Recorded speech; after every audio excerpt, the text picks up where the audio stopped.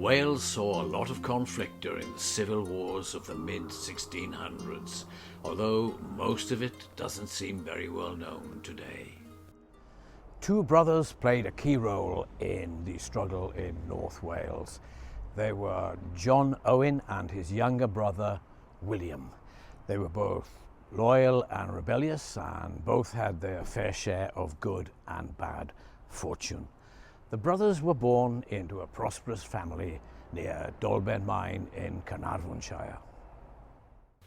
John, born in 1600, inherited his mother's Llanennau estate and went on to become Sheriff of Carnarvon and Meirionydd.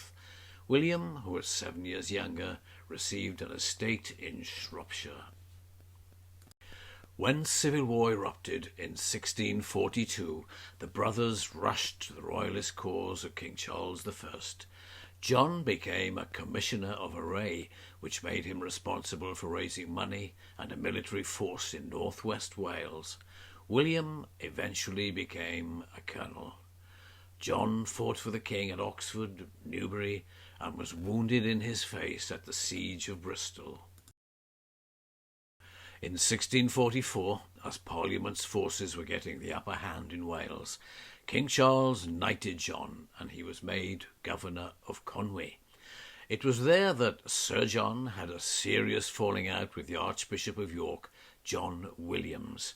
The Archbishop, a fervent Royalist, had retreated to Conwy and had personally paid for the repair of the castle and town walls.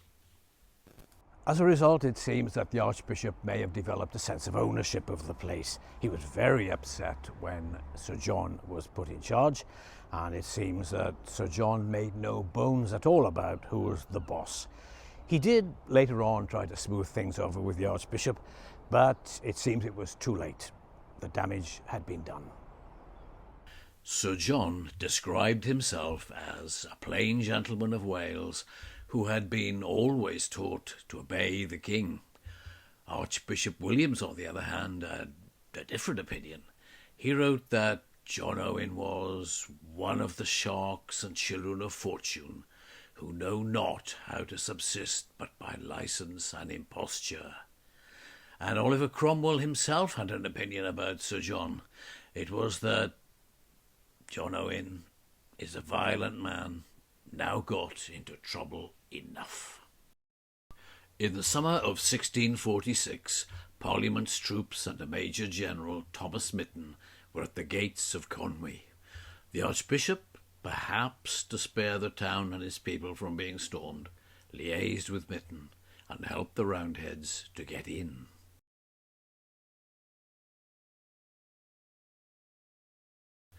A grim episode followed. Captured Irish prisoners were taken out to sea, tied back to back, and thrown into the water to drown. It was cynically said that they were sent by water to their own country. The parliamentary troops had captured the town, not its castle.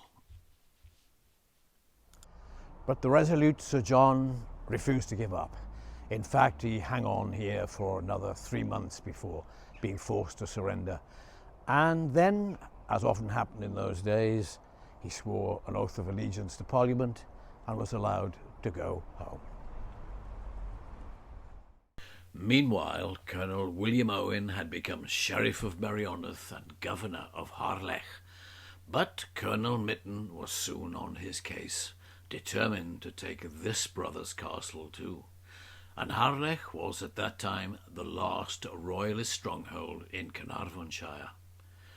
Mytton attacked, and the town fell, but Colonel Owen, just like his brother at Conwy, was determined not to give up the castle.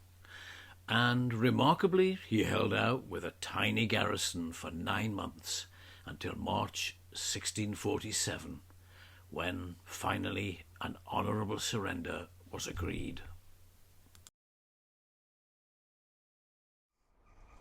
Significantly, when William Owen handed over the keys to Harlech Castle, the first phase of the Civil War in all of England and Wales was over. And that might have been the end of the story of the Owen brothers, but when rebellion erupted in Pembrokeshire in 1648, they leapt once again to the Royalist cause, breaking their oath not to do so. Sir John raised a force in Merioneth and tried to besiege Carnarvon Castle. He managed to capture Carnarvon's High Sheriff, William Lloyd, but his nemesis, Major General Mytton, and his experienced troops soon appeared. Sir John was chased, captured, and sent to London. He was charged with treason, breaking his oath not to rebel, and with the murder of High Sheriff William Lloyd, who had been wounded and died while his prisoner. In court, Sir John decided to defend himself, something that has usually proven to be a very bad idea. He was duly found guilty and sentenced to death. He requested a reprieve and, quite amazingly, not only did he get one, he was set free. He was heavily fined, but after entertaining friends in London for a few weeks, he went home. But thereafter, he wasn't really trusted. In fact, he was forbidden from travelling outside his home area. The suspicions were well founded at a time of much plotting by Royalists. King Charles I had been executed in 1649.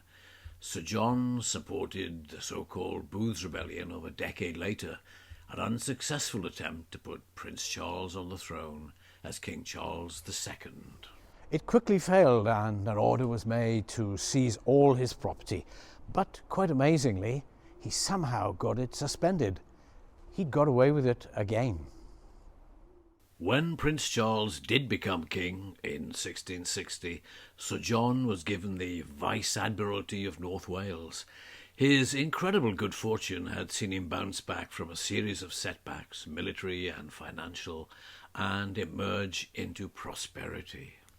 As for William Owen, during the rebellion of 1648, he had gone to Scotland to join the Duke of Hamilton's ill-fated invasion of England, but he was captured and cast into jail. He too was released, but heavily fined. He went abroad, yet within a few years was back home on his Shropshire estate. He tried in vain to recover the money he'd lost through heavy fines and taxation of Royalist supporters, and with monarchy restored in 1660, he became a colonel in the Denbighshire militia. And so ends the story of the brothers Owen. They experienced sieges of their castles, joined doomed rebellions, but despite it all, the fighting, the rebellion, the financial disaster, it seems that both John and William died peacefully at home on their country estates.